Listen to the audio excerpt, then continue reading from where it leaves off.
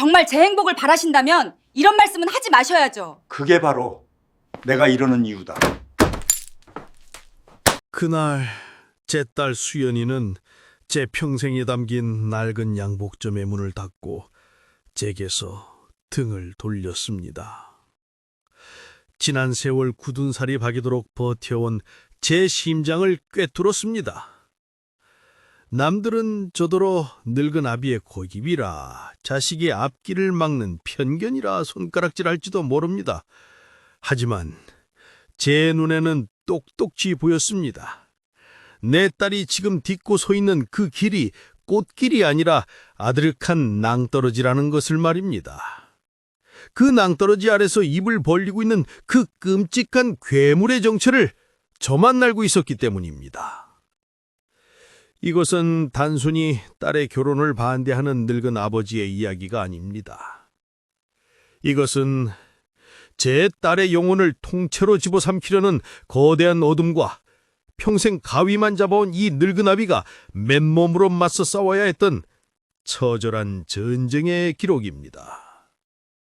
이야기 시작 전 구독과 좋아요로 이 싸움에 힘을 보태주시면 감사하겠습니다.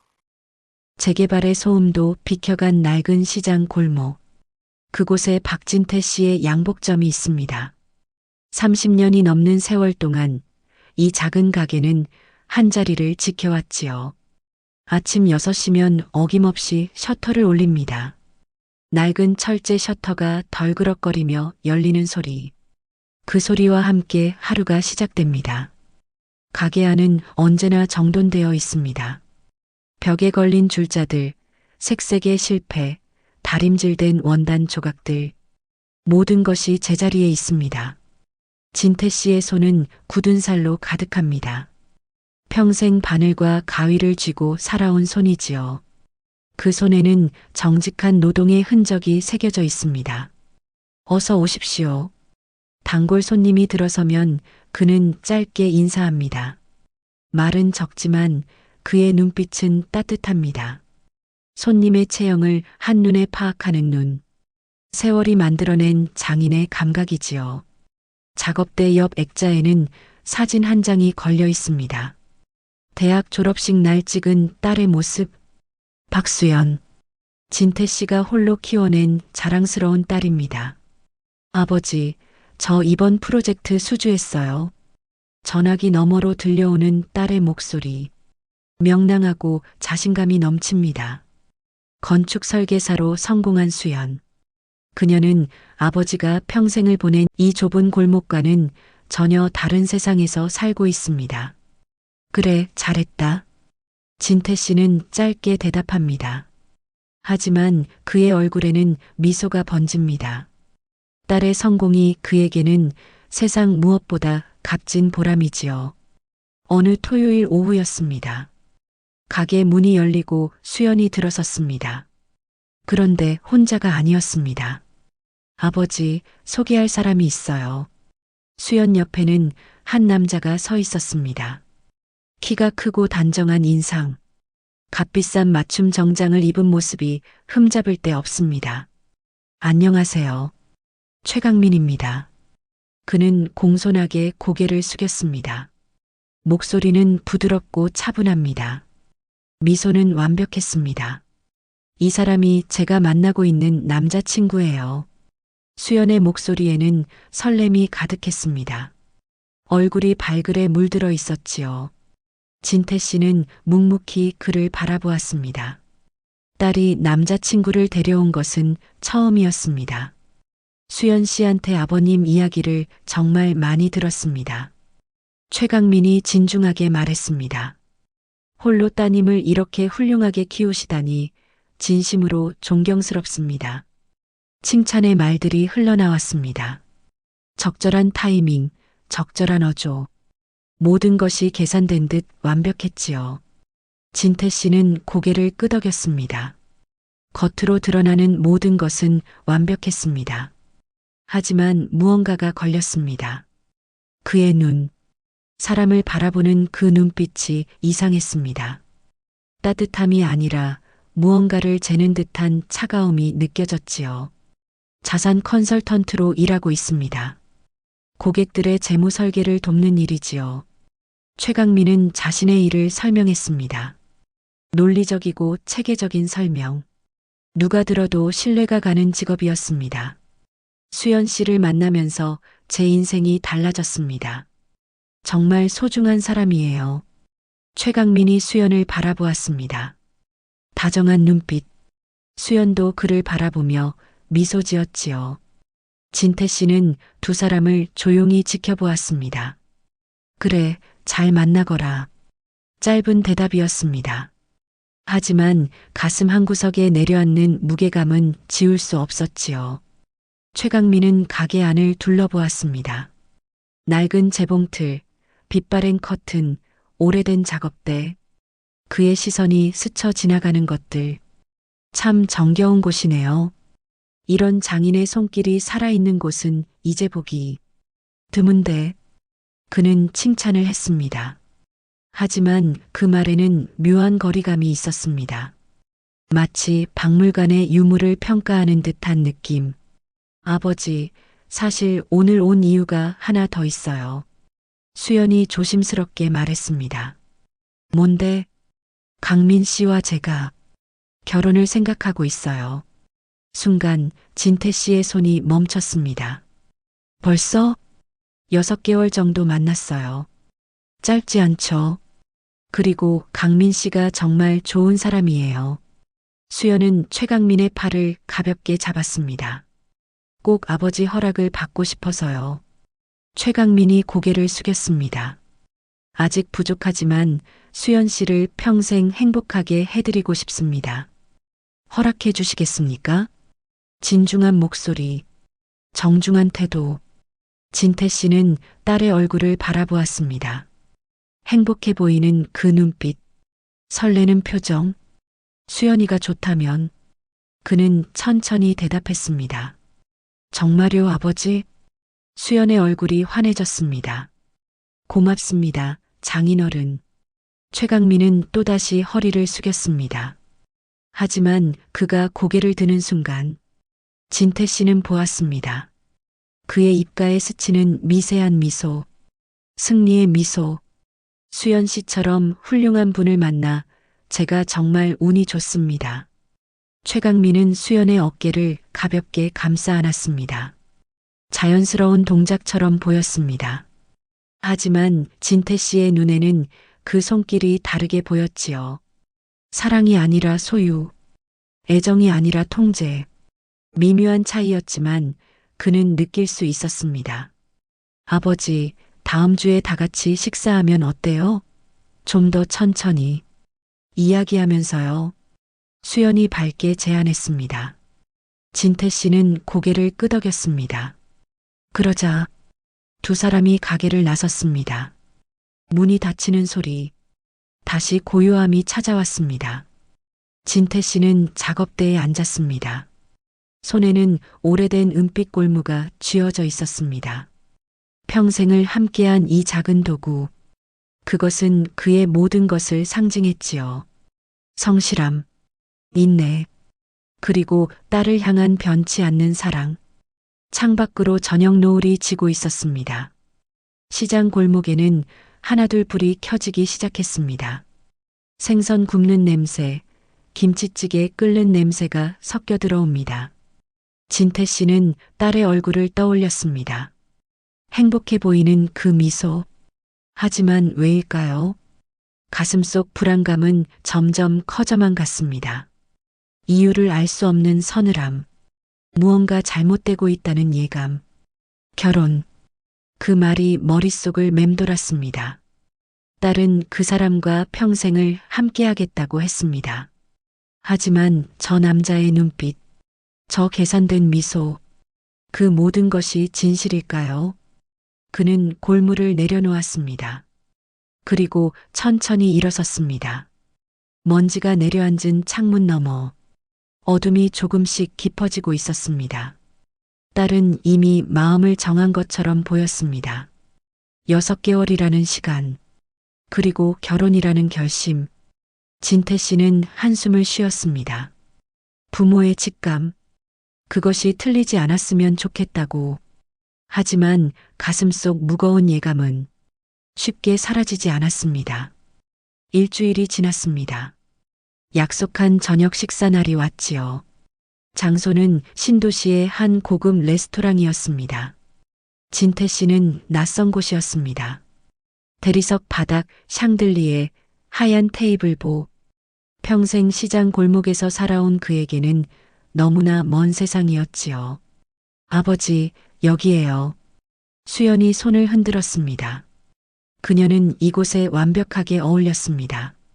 세련된 원피스, 자신감 넘치는 미소. 어서 오십시오, 장인어른. 최강민이 자리에서 일어나 인사했습니다. 오늘도 그는 완벽했습니다.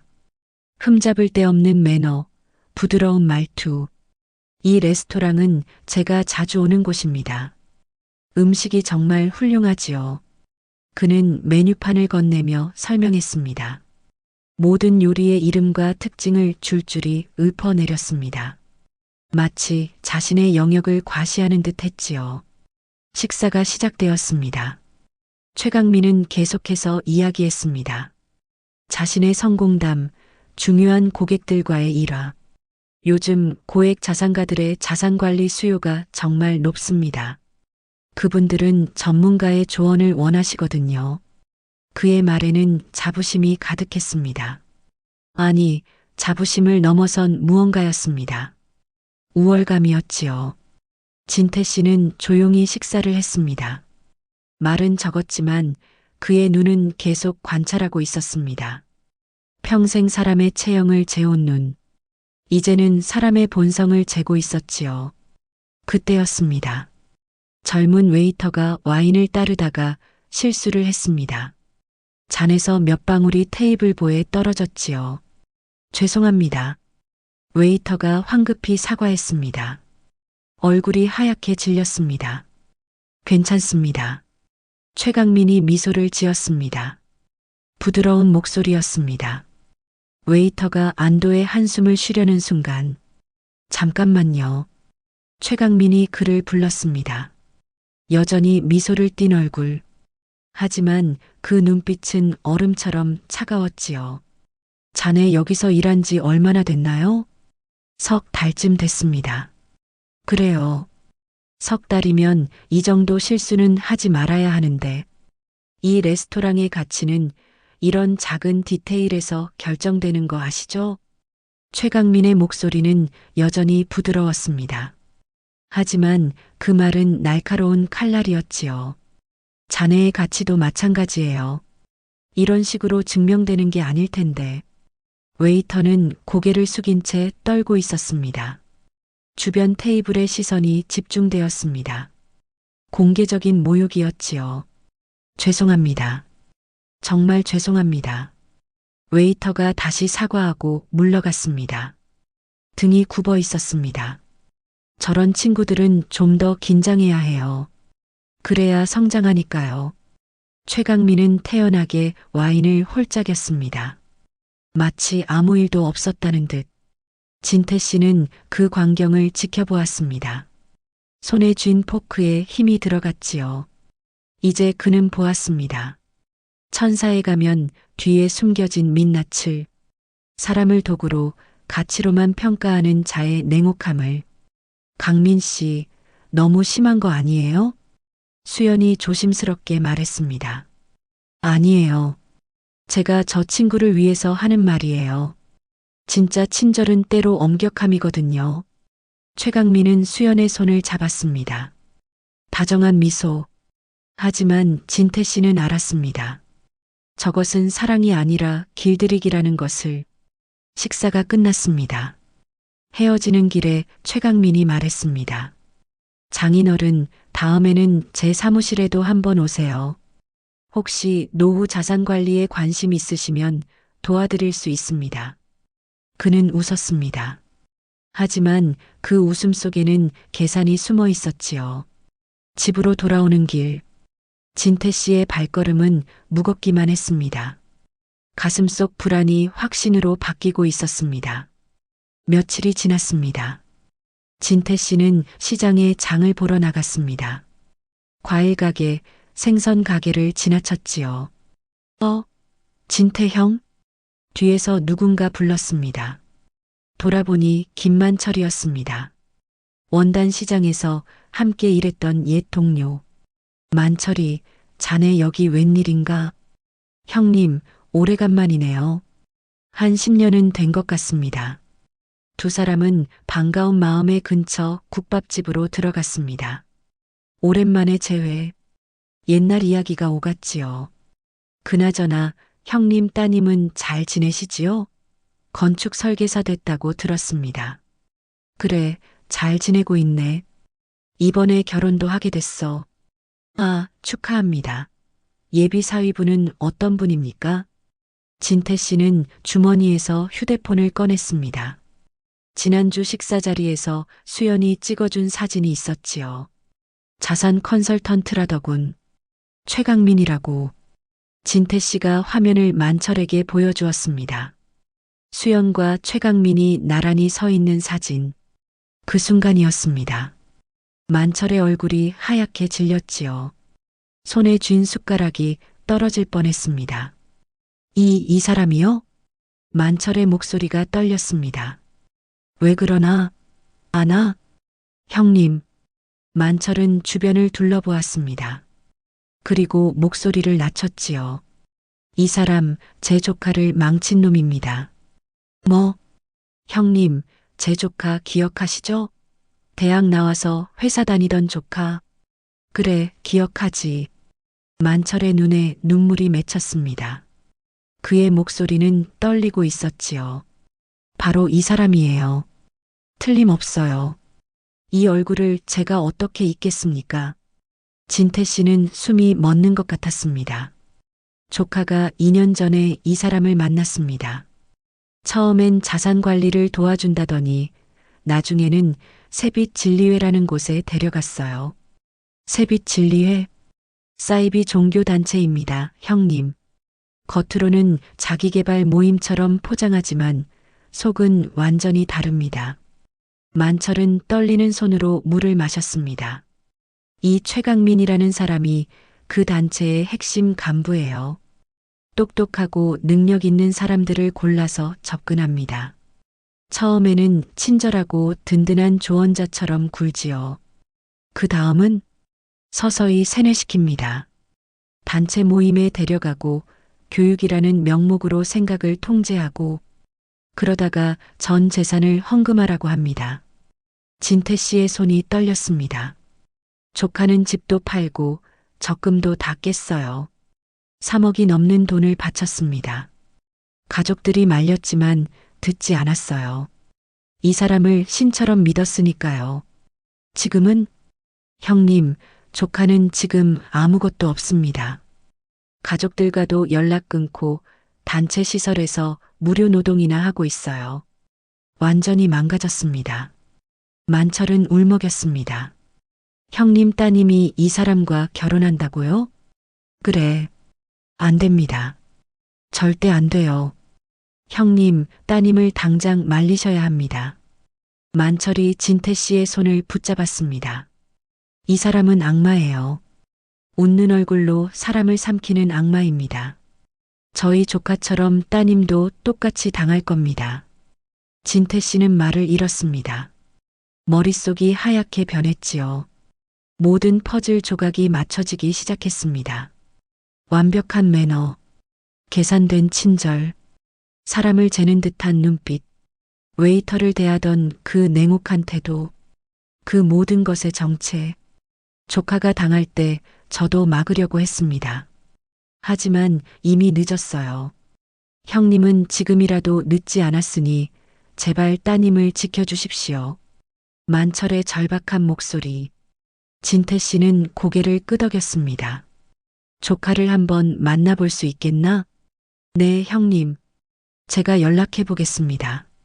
국밥집을 나섰을 때 하늘은 어느새 어두워져 있었습니다. 먹구름이 몰려오고 있었지요. 진태 씨는 빠른 걸음으로 집으로 향했습니다.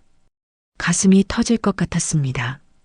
딸을 당장 만나야 했습니다. 하지만 그는 몰랐습니다. 이 진실을 말하는 순간 딸과 자신 사이에 더 큰 벽이 세워질 것이라는 사실을 손안의 휴대폰 화면, 여전히 켜져 있는 사진 속 최강민은 완벽한 미소를 짓고 있었습니다. 하지만 이제 진태 씨는 알았습니다. 그 미소 뒤에 숨겨진 어둠을, 딸을 삼키려는 악의를. 찬바람이 불었습니다. 낙엽이 발밑에서 바스락거렸지요. 진태 씨는 걸음을 재촉했습니다. 시간이 없었습니다. 딸을 구해야 했습니다. 그날 밤 진태 씨는 잠을 이루지 못했습니다. 만철의 말들이 머릿속을 맴돌았지요. 사이비 단체, 세뇌, 전 재산 편취, 딸의 얼굴이 떠올랐습니다. 행복해하던 그 미소, 최강민을 바라보던 신뢰의 눈빛. 새벽이 되어서야 진태 씨는 결심했습니다. 당장 딸에게 알려야 한다고 아침 일찍 수연에게 전화를 걸었습니다. 아버지, 이 시간에 무슨 일이세요? 수연아, 아버지가 할 말이 있다. 지금 만날 수 있겠니? 저 오늘 중요한 미팅이 있어서요. 다음 주에 뵐까요? 안 돼. 오늘 당장 봐야 한다. 진태 씨의 목소리에는 다급함이 묻어났습니다. 수연은 잠시 망설이다가 대답했지요. 알겠어요. 점심시간에 아버지 가게로 갈게요. 정오가 되었습니다. 수연이 양복점 문을 열고 들어왔습니다. 단정한 정장 차림. 하지만 얼굴에는 피곤함이 어려 있었지요. 아버지, 무슨 일이세요? 급하게 부르시길래. 진태 씨는 심호흡을 했습니다. 그리고 천천히 입을 열었지요. 수연아, 최강민 말이다. 네. 그 사람과 결혼하면 안 된다. 수연의 표정이 굳었습니다. 갑자기 무슨 말씀이세요? 아버지가 알아봤다. 그 사람은 사이비 종교단체 사람이야. 뭐라고요? 수연의 목소리가 높아졌습니다. 진태 씨는 만철에게 들은 이야기를 전했습니다. 새빛 진리회의 실체, 만철 조카의 비극, 최강민의 수법. 하지만 수연의 얼굴은 점점 차갑게 변했지요. 아버지, 지금 무슨 말씀을 하시는 거예요? 수연아, 아버지 말 좀 들어봐라. 아니, 이게 말이 돼요? 강민 씨가 사이비 단체 사람이라고요? 수연은 가방에서 태블릿을 꺼냈습니다. 화면을 넘기며 보여주었지요. 아버지, 이것 좀 보세요. 강민 씨 회사 홈페이지예요. 정식 금융, 라이선스도 있고 고객 후기도 수백 개예요. 그건 위장일 수 있어. 위장이요? 아버지, 강민 씨는 대학 동창들도 많고 업계에서도 인정받는 사람이에요. 제가 6개월 넘게 만나면서 봤어요. 겉모습만 봐서는 알 수 없단다. 아버지 친구 조카가 직접 당했어. 그 친구 조카분이 잘못 판단하신 거 아니에요? 강민 씨를 다른 사람이랑 헷갈리신 거라고요. 수연의 목소리는 점점 날카로워졌습니다. 수연아, 만철이가 사진을 보고 바로 알아봤어. 얼굴을 똑똑히 기억한다고. 그럼 동명이인이거나 닮은 사람일 수도 있잖아요. 아니야. 틀림없다고 했어. 그 사람 얼굴을 어떻게 잊겠냐고. 수연은 고개를 저었습니다. 아버지는 강민 씨를 제대로 아시지도 못하잖아요. 딱 2번 만나보셨을 뿐이에요. 바로 그 2번에서 아버지는 봤다.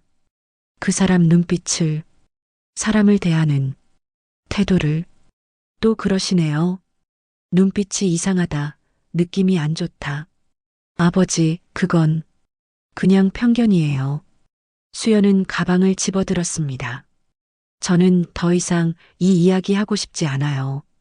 수연아, 잠깐만. 아버지가 제 행복을 진심으로 바라신다면 이런 말씀하시면 안 돼요. 그래서 아버지가 하는 거다. 내 행복을 바라니까. 수연은 문고리를 잡았습니다. 그리고 돌아서서 말했지요. 아버지. 그녀의 눈에는 실망이 가득했습니다. 혹시 제가 행복한 게 싫으세요? 아버지 곁을 떠나는 게 무슨 소리냐? 아버지는 평생 이 좁은 가게에서 사셨잖아요. 저는 이제 다른 세상에 있고요. 혹시 그게 불편하신 거 아니에요? 진태 씨는 가슴이 찢어지는 것 같았습니다. 수연아, 아버지가 언제? 강민 씨는 저를 정말 아껴줘요. 제 이야기를 들어주고 제 꿈을 응원해줘요. 저한테 정말 잘해줘요. 마지막 말이 비수처럼 꽂혔습니다. 저 이제 갈게요. 다시는 이런 이야기 하지 말아주세요. 문이 닫혔습니다. 덜컥? 그 소리가 유난히 크게 들렸지요. 진태 씨는 그 자리에 멍하니 서 있었습니다. 딸의 말이 귓가에 맴돌았습니다. 강민 씨는 저를 정말 아껴줘요. 그는 천천히 작업대에 앉았습니다. 손으로 얼굴을 감쌌지요. 어깨가 떨렸습니다. 평생 말없이 살아왔습니다. 말보다는 행동으로 사랑을 보여주려 했지요. 하지만 딸은 그것을 이해하지 못했습니다. 아니, 어쩌면 아버지가 제대로 전하지 못한 것인지도 모릅니다. 며칠이 지났습니다. 수연에게서 연락이 없었습니다. 진태 씨도 전화를 걸지 못했지요. 무엇을 말해도 소용없을 것 같았습니다. 딸은 이미 최강민을 완전히 믿고 있었으니까요.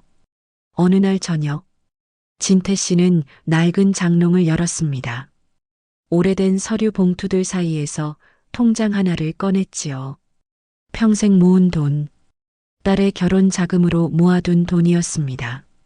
7천만 원. 그는 통장을 물끄러미 바라보았습니다. 각 줄마다 찍힌 입금 내역들. 10만 원, 20만 원, 5만 원.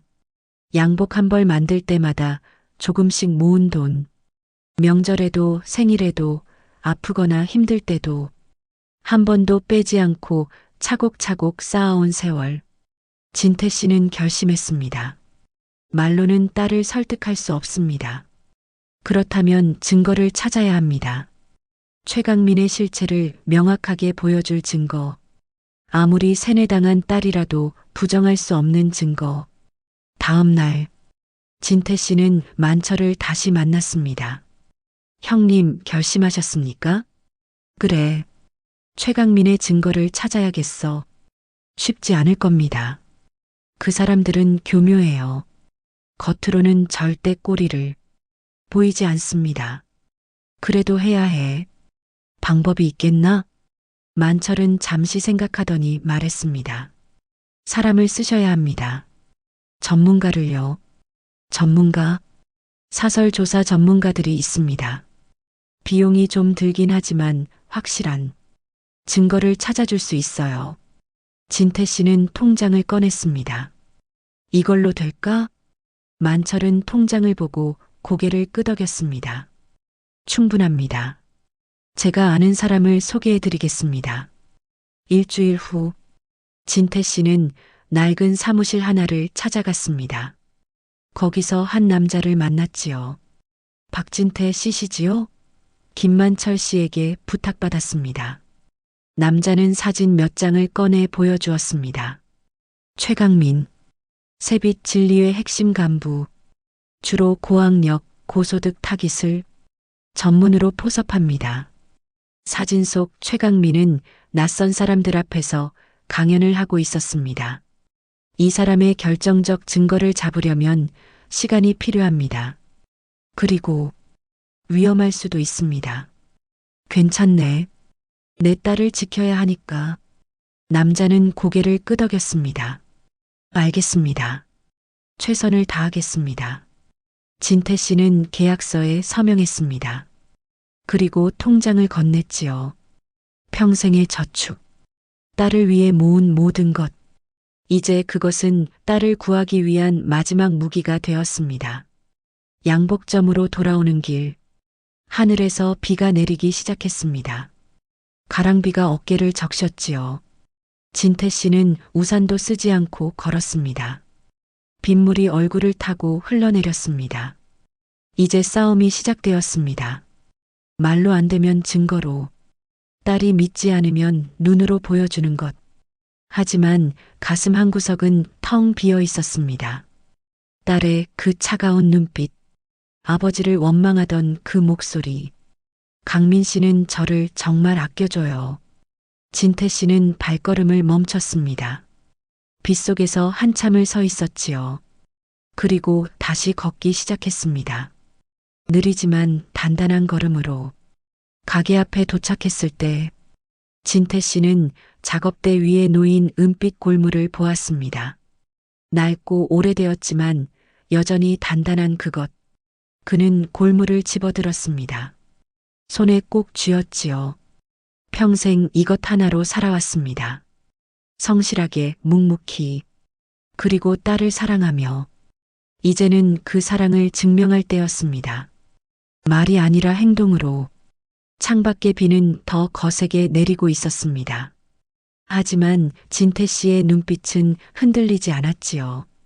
이것은 이제 아버지의 이름으로 치르는 마지막 전쟁의 시작이었습니다. 한 달이 흘렀습니다. 진태 씨는 매일 가게 문을 열었습니다. 하지만 마음은 늘 딸에게 가 있었지요. 수연에게서는 여전히 연락이 없었습니다. 진태 씨도 먼저 전화하지 않았습니다. 지금은 기다려야 할 때였으니까요. 조사 전문가로부터 중간 보고가 들어왔습니다. 최강민은 매우 조심스럽게 움직입니다. 하지만 패턴은 명확해요.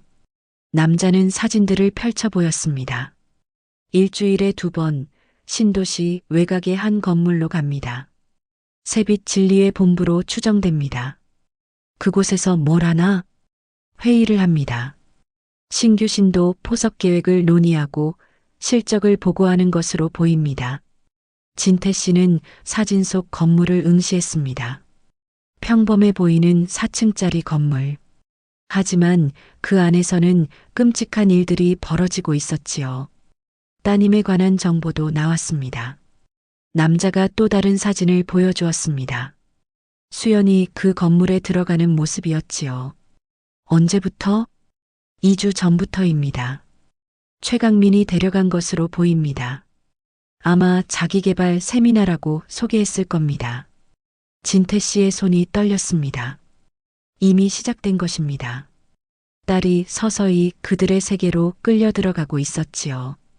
결정적 증거가 필요합니다. 최강민이 따님을 어떻게 이용하려는지 직접 드러나는 장면이요. 어떻게 하면 되나? 내부에 녹음 장치를 설치해야 합니다. 회의 장면을 포착하면 됩니다. 위험하지 않나? 위험합니다. 하지만 다른 방법이 없습니다. 진태 씨는 고개를 끄덕였습니다. 하게 2주가 더 지났습니다. 어느 날 밤 남자에게서 긴급 연락이 왔습니다. 내일 중요한 회의가 있습니다. 최강민이 고위 간부들 앞에서 성과 보고를 한다고 합니다. 성과 보고? 신규 포섭 대상자에 대한 보고입니다. 아마 따님 이야기가 나올 겁니다. 진태 씨는 숨을 깊이 들이마셨습니다. 녹음할 수 있겠나? 이미 준비했습니다. 내일 결과를 알려드리겠습니다. 다음 날, 진태 씨는 가게에서 하루 종일 초조하게 기다렸습니다. 손님이 와도 제대로 응대하지 못했지요. 재단을 하다가도 자꾸 실수를 했습니다. 저녁 6시, 전화벨이 울렸습니다. 박진태 씨 성공했습니다. 정말인가? 네. 지금 그쪽으로 가겠습니다. 1시간 후, 남자가 양복점에 도착했습니다. 손에는 녹음기를 들고 있었지요. 이걸 들으시면 충격받으실 겁니다. 마음의 준비를 하십시오. 남자가 재생 버튼을 눌렀습니다. 처음에는 잡음만 들렸습니다. 그러다가 목소리들이 들리기 시작했지요. 최 간부, 이번 분기 실적 보고 부탁합니다. 네, 보고 드리겠습니다. 최강민의 목소리였습니다.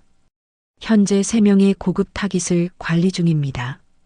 그중 가장 유망한 대상은 박수연입니다. 진태 씨의 손이 떨렸습니다. 박수연은 건축 설계사로 연봉 1억 이상의 고소득자입니다. 부동산 자산 약 5억, 금융 자산 2억으로 추정됩니다. 냉정한 목소리로 딸을 평가하는 말들. 마치 물건의 가치를 매기듯.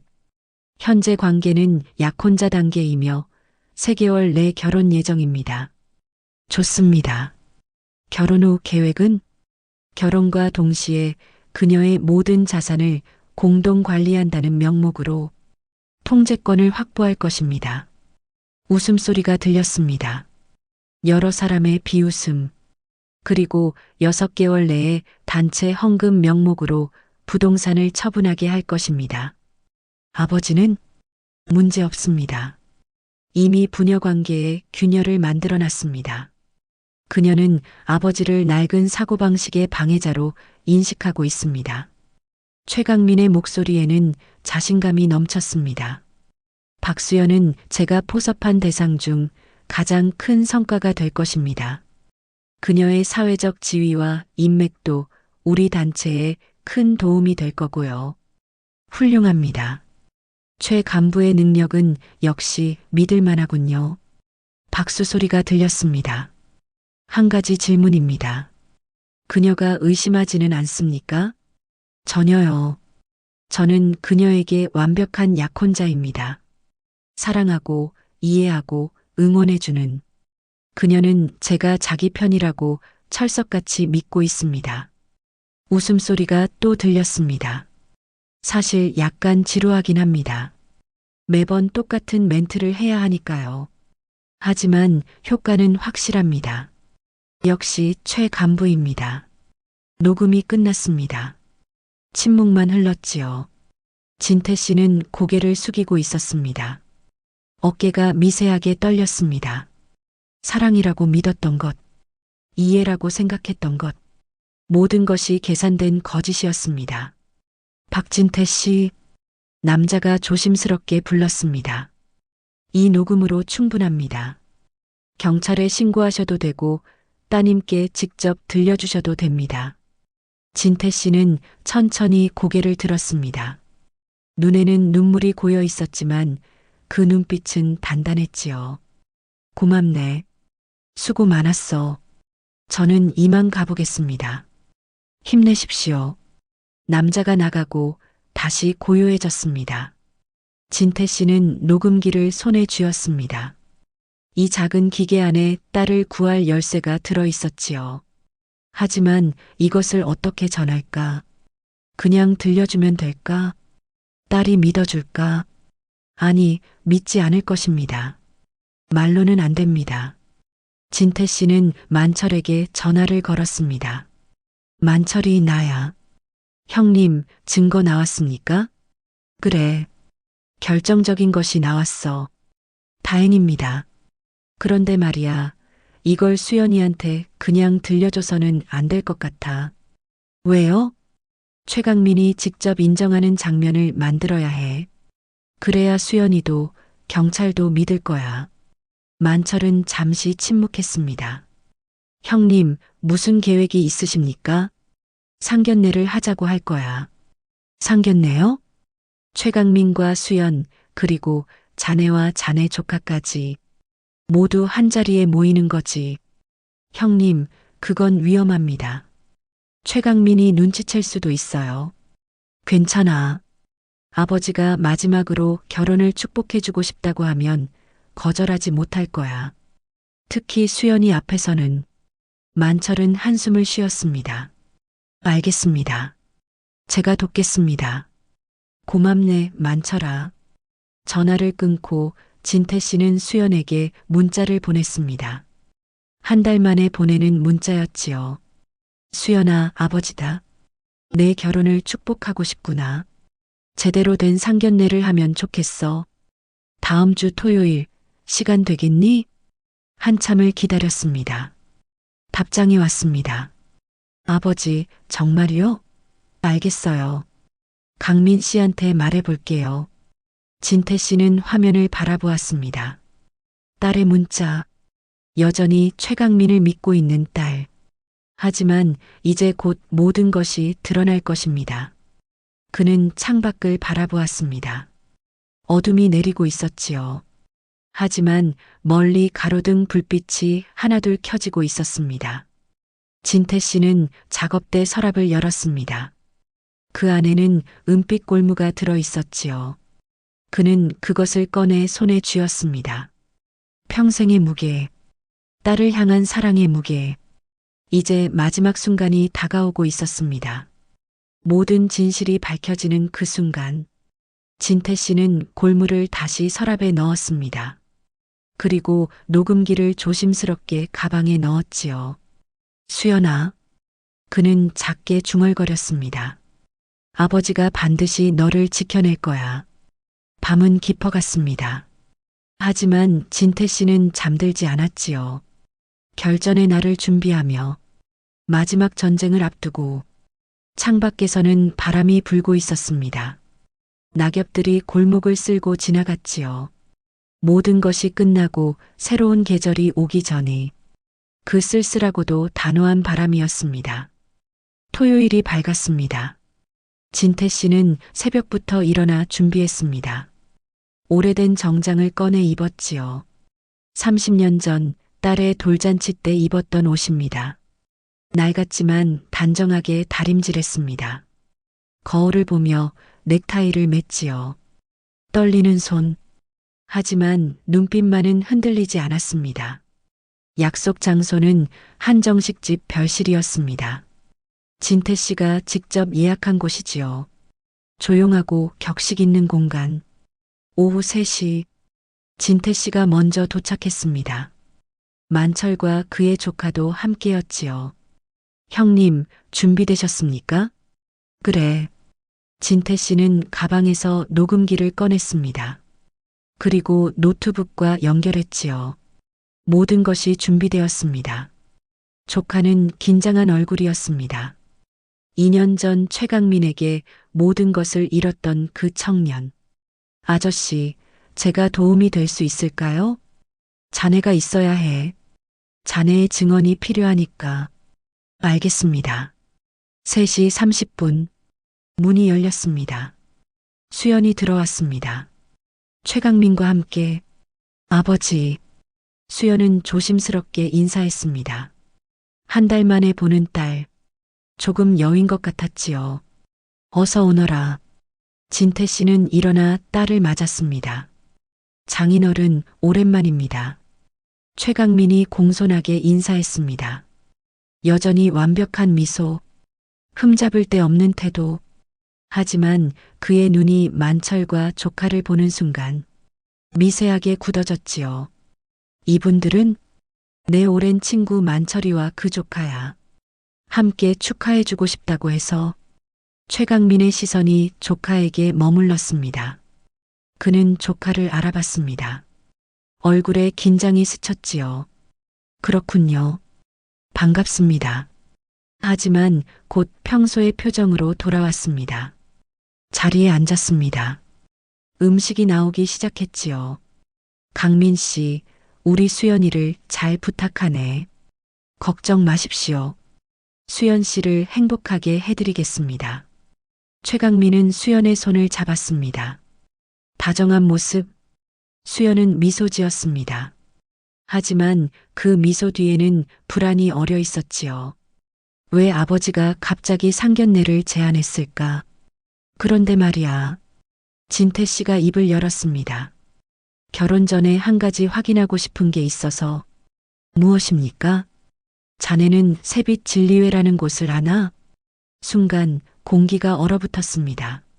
최강민의 미소가 굳었지요. 수연의 얼굴도 창백해졌습니다. 아버지, 또 그 이야기예요?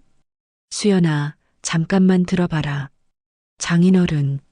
최강민이 차분하게 말했습니다. 그것은 오해입니다. 제가 자기계발 모임에 다니는 것은 사실이지만 사이비 단체와는 전혀 관계없습니다. 그래. 그럼 이건 뭔가? 진태 씨가 노트북을 켰습니다. 화면에 영상이 재생되기 시작했지요. 회의실 장면. 최강민이 앉아있는 모습. 현재 3명의 고급 타깃을 관리 중입니다. 그중 가장 유망한 대상은 박수연입니다.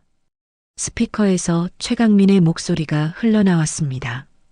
수연의 눈이 커졌습니다. 박수연은 건축 설계사로 연봉 1억 이상의 고소득자입니다. 부동산 자산 약 5억, 금융 자산 2억으로 추정됩니다. 이게 뭐예요? 수연의 목소리가 떨렸습니다. 결혼과 동시에 그녀의 모든 자산을 공동 관리한다는 명목으로 통제권을 확보할 것입니다. 최강민은 자리에서 일어났습니다. 이건 조작입니다. 누가 만든 거죠? 조작이라고? 만철의 조카가 일어섰습니다. 저는 2년 전에 당신한테 당했습니다. 똑같은 수법으로요. 누구세요? 기억 안 나세요? 3억을 헌금한 김민수요. 당신이 저를 훌륭한 헌신자라고 칭찬했잖아요. 최강민의 얼굴이 일그러졌습니다. 영상은 계속 흘렀습니다. 박수연은 제가 포섭한 대상 중 가장 큰 성과가 될 것입니다. 사실 약간 지루하긴 합니다. 매번 똑같은 멘트를 해야 하니까요. 하지만 효과는 확실합니다. 웃음소리. 수연은 주저앉았습니다. 손으로 입을 막았지요. 믿을 수 없다는 표정. 강민 씨. 그녀의 목소리는 떨렸습니다. 이게 정말 당신 목소리예요? 최강민은 대답하지 않았습니다. 그의 얼굴에서 완벽한 미소가 사라졌지요. 대답해봐요. 수연이 소리쳤습니다. 당신이 나한테 한 말들. 사랑한다고, 이해한다고, 평생 함께하고 싶다고. 그게 다 거짓말이었어요? 최강민은 침묵했습니다. 그러다가 천천히 입을 열었지요. 수연 씨. 그의 목소리는 차가웠습니다. 더 이상 부드럽지 않았습니다. 당신은 똑똑한 사람이에요. 그런데 왜 이렇게 감정적으로 구나요? 뭐라고요? 사실 당신은 좋은 자산이었어요. 학력도 좋고 사회적 지위도 있고 우리 단체에 큰 도움이 될 뻔했는데 가면이 완전히 벗겨졌습니다. 이 늙은이가 방해만 안 했어도. 최강민이 진태 씨를 쏘아봤습니다. 당신 때문에 몇 달을 허비했어요. 귀찮게. 이 사람이. 만철이 벌떡 일어났습니다. 어떻게 사람을 이렇게 대할 수 있어? 사람? 최강민이 비웃었습니다. 세상은 이용하는 자와 이용당하는 자로 나뉘어요. 나는 이용하는 쪽을 선택했을 뿐이지. 이 악당 같은. 그때 문이 열렸습니다. 경찰 2명이 들어왔지요.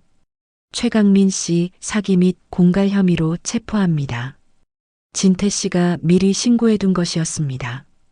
당신은 묵비권을 행사할 수 있으며 수갑이 채워졌습니다. 최강민은 끌려가면서도 수연을 바라봤습니다. 후회할 거예요. 날 놓친 걸. 그의 마지막 말. 하지만 수연은 듣지 않았습니다. 그녀는 바닥에 주저앉아 울고 있었으니까요. 경찰이 나가고 별실에는 침묵만 흘렀습니다. 수연은 계속 울었습니다. 어깨가 떨렸지요. 쌓아온 모든 것이 무너지는 소리. 수연아. 진태 씨가 다가갔습니다. 아버지. 수연이 고개를 들었습니다. 눈은 빨갛게 부어 있었지요. 죄송해요. 정말 죄송해요. 괜찮다. 아버지 말씀을 들었어야 했는데 제가 너무 어리석었어요. 진태 씨는 딸 옆에 앉았습니다. 누구나 실수는 하는 거야. 하지만 저는 아버지한테 너무 심한 말을 했어요. 아버지보다 강민 씨가 낫다고. 수연은 또 울음을 터뜨렸습니다. 진태 씨는 딸의 등을 토닥였습니다. 말없이 그저 곁에 있어 주었지요. 아버지. 응. 용서해 주실 수 있어요? 진태 씨는 딸의 손을 잡았습니다. 거칠고 굳은 살 박인 손. 아버지는 내가 태어났을 때부터 한 번도 너를 원망한 적이 없단다. 아버지. 내가 행복하면 그게 아버지의 행복이야. 내가 아프면 아버지도 아픈 거고. 진태 씨의 목소리는 낮았지만 단단했습니다. 앞으로도 그럴 거야. 아버지는 언제나 내 편이란다. 수연은 아버지의 품에 안겼습니다. 한참을 울었지요. 그렇게 시간이 흘렀습니다. 한 달 후, 낡은 양복점. 문이 열리고 수연이 들어왔습니다. 아버지 왔어요. 어서 와라. 수연은 예전보다 여윈 모습이었습니다. 하지만 눈빛만은 맑았지요. 오늘은 뭘 도와드릴까요? 저기 먼지 좀 털어주겠니? 네. 수연은 걸레를 들고 선반을 닦기 시작했습니다. 진태 씨는 재봉틀 앞에 앉아 작업했지요. 재봉틀 소리, 걸레질 소리, 두 사람의 호흡. 평범한 오후였습니다. 아버지, 응? 저 회사 그만두려고요. 진태 씨의 손이 멈췄습니다. 왜? 한동안 쉬고 싶어요. 제 인생을 다시 생각해보고 싶어서요. 그래, 그러거라. 그동안 이 가게 일 도와드려도 될까요? 진태 씨는 딸을 바라보았습니다. 물론이지. 수연이 미소 지었습니다. 오랜만에 보는 진짜 미소였지요. 아버지, 제가 어렸을 때 이 가게에서 놀았던 거 기억나세요? 그럼 원단 더미 위에서 낮잠 자던 것도 기억나고 그때가 좋았어요. 복잡한 게 아무것도 없었죠. 지금도 늦지 않았어. 진태 씨는 다시 재봉틀을 돌렸습니다. 인생은 길단다.